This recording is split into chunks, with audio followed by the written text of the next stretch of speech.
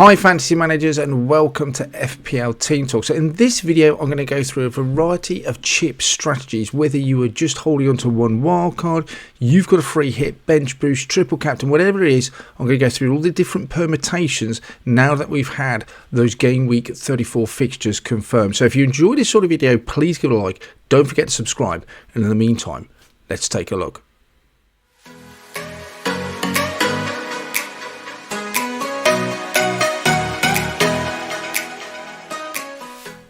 So you may have all your chips left, or you may be in a position where you only have one or two. It may be that you've just got your wildcard only, which is where I am positioned, at the position I am in right now. It may be that you have a wildcard and a free hit, which I'd say is a fantastic position to be in. You may also have your bench boost. You might have your triple captain. I would say that 90% of us have used it already, but if you do, we'll look at a couple of options that you could use it in later on in the video. So I'm going to go through the different permutations and options. I think for a wildcard only, like myself, I think the options are game week 30, could go 31, 35, or probably the most unlikely is going to be game week 37. Not many teams are going to have a setup that allows you to do that, but as the season progresses, who knows, it could be an option, and one that I haven't taken off the table yet entirely. So looking at my team as an example, now I have free hit in 25. I don't have a bench boost or the triple captain. The only chip I've got left now is a wild card, and I managed to get through the blank game week 29 without being too hurt in terms of my rank. I went down 3,000. I went down to about 92k, and this is my side setup for game week 30, and I'm pretty pleased with the way it is. I have 3 Tottenham players at home to Luton, which is a really favourable fixture, and for that reason I just don't feel that a wildcard is going to help me this game week. My side looks pretty well set up. The hardest decisions I've got to make is whether Saka starts or to bring in Charlie Taylor, which doesn't seem a disaster, and obviously I've gone for Saka, but that's a conversation for team selection. The side looks decent. If I went for a wildcard, I don't think I could afford to have 3 Tottenham players in with them blanking in 34, so that's one of the benefits of being, for me and my side, of not wildcarding this week. If I could delay it another week, and I think I can get away with it, then game week 31 doesn't look too bad either. I would also have 2 free transfers at this time, and I can start to plan for double game week 34, which wouldn't look too bad, and we'll have a look in a minute. But this would be my wild card for game week 30. The problem with game week 30, I think, is if your team is not set up very well and you need to make changes, then I think it's absolutely feasible to do it.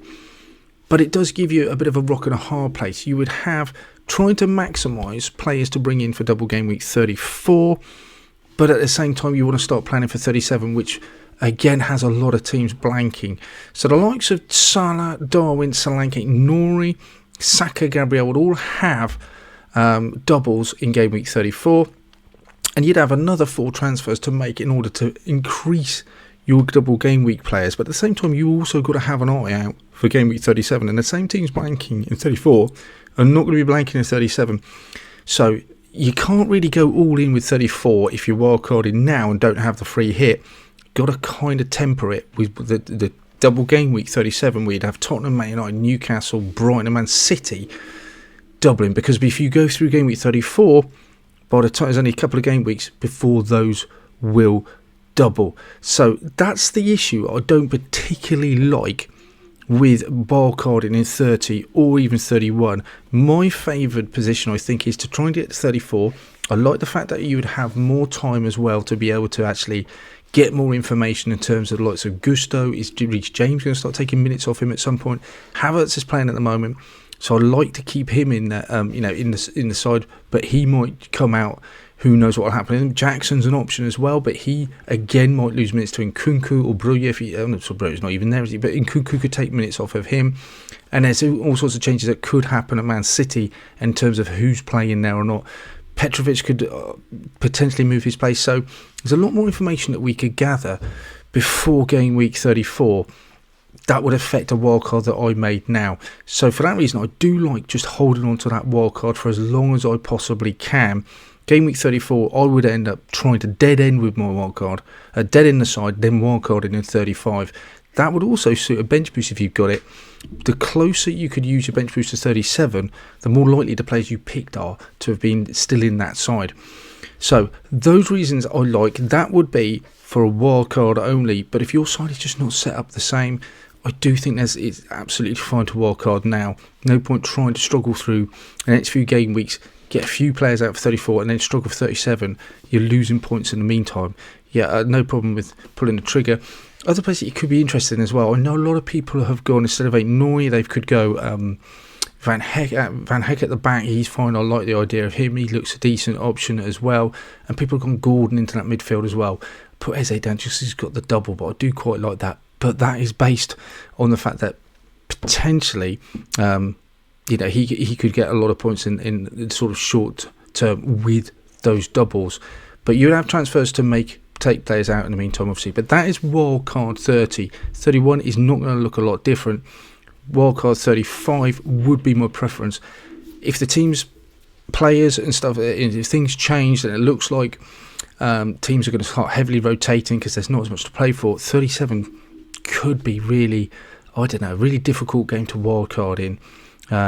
So I'm against that at the moment. My plan is get through to 34, dead end the side, then wildcard in 35.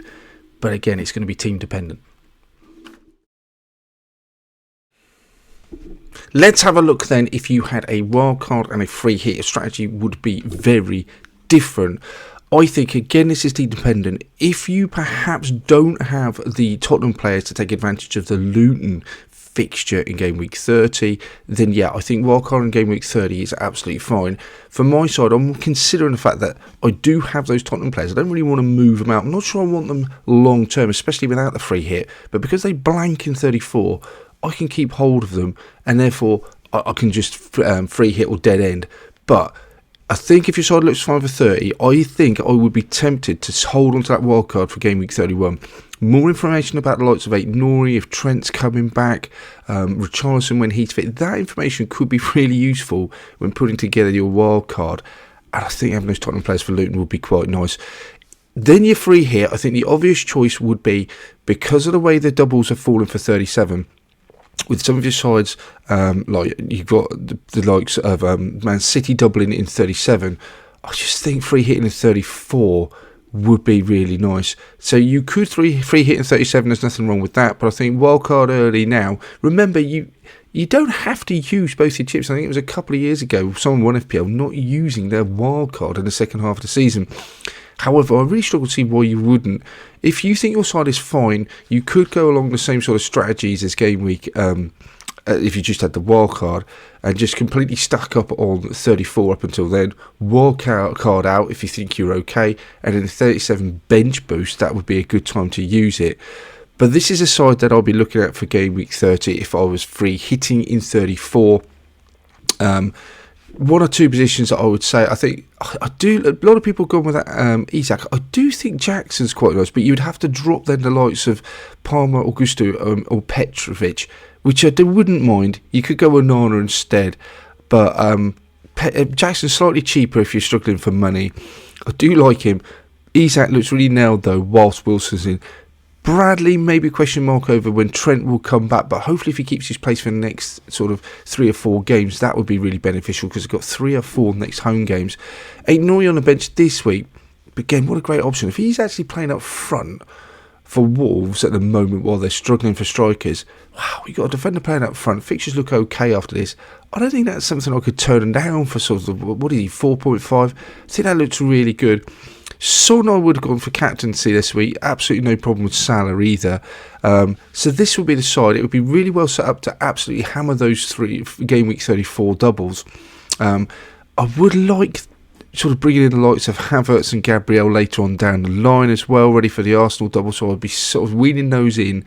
I do think Havertz looks a great option. But with the Tottenham blanking 34, it doesn't matter. You can take advantage of the fact that you've got a Dougie in there. If you want to upgrade to Poro, that wouldn't be a problem either. And the side wouldn't look dissimilar, I think, for game week 31. So this would be the side going into game week 30 wildcards now, or 31, and then free hit into 34, and then free hit 34. I've not put a free hit together for 34. We'll do that near the time. And then your bench boost in 37. The benefit of wildcarding later, I think, also is that you wildcard closer to your bench boost, you're more likely to get those reliable players playing. In terms of other options, Triple captain is really difficult. The obvious choices were earlier in the season when Haaland had that double at home. Then Solanke, Haaland had one in 25, I think. Solanke had one in 27, was it, or 28?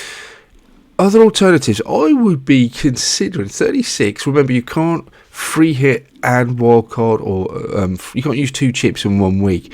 So possibly Palmer in game week 36, where if they have the double with West Ham and Tottenham, they're both at home. I wouldn't mind that. On pens nailed. Chelsea scoring goals. The other obvious choice, I guess, if you don't have a free hit, is in Salah in game week 34 with Fulham and Everton away. So that looks quite good. Otherwise, I think I'll just have to wait.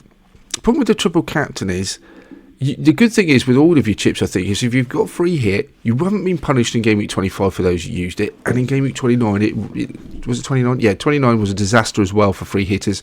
So you've got that free hit, and it can't go any worse for anyone else. So than it did for those people in those game weeks. And the triple captain didn't really pay off for those who had Solanke in 27, 28, whenever it was, and Haaland in 25. So feels like you've got these chips, which is just going to be all cashing in for you. But I do like Salah. I think I'll favour Salah, but if you're using a free hit in 34, then you have to save it maybe for 37 if you're not bench boosting. If not, Palmer would be the option to use it when you're not using one of the other chips. But I think by game week 37, possibly we will know more about who's in the league, who's got things to play for. That could either play in your hands or not. The likes of Haaland, you might be worried, especially in a double game week. In the first game week, if they drop points, they might have lost the league and rest him for European games in the second one. But you might be in a great position where you know actually there is going to be heavy rotation, so that some of the fringe players will actually get some game time and might get more team news as well. So you could be in a position, as a random example, where you know Antonio or Danny Ings is going to get 2 games on the trot, and you could, I'm not suggesting you would, but you could suddenly go for those. I mean, the options are there, and you could end up with a real differential pick, but we're just not going to know till nearer the time.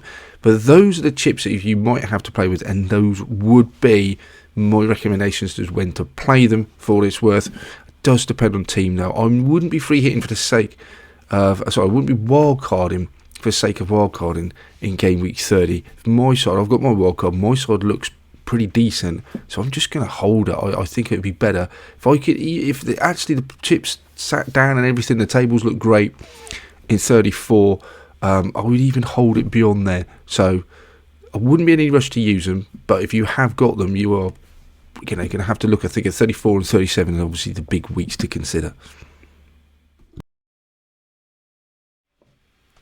That's it for this one then, guys. Thank you for watching. Let me know what your plans are with your free hit, with your wildcard, and the chips that you have left. Would love to hear from you and your strategies. In the meantime, we'll come back at you with team selection, watch list, all that good stuff before the game week 30 deadline. So make sure you hit that subscribe button, and I shall speak to you soon.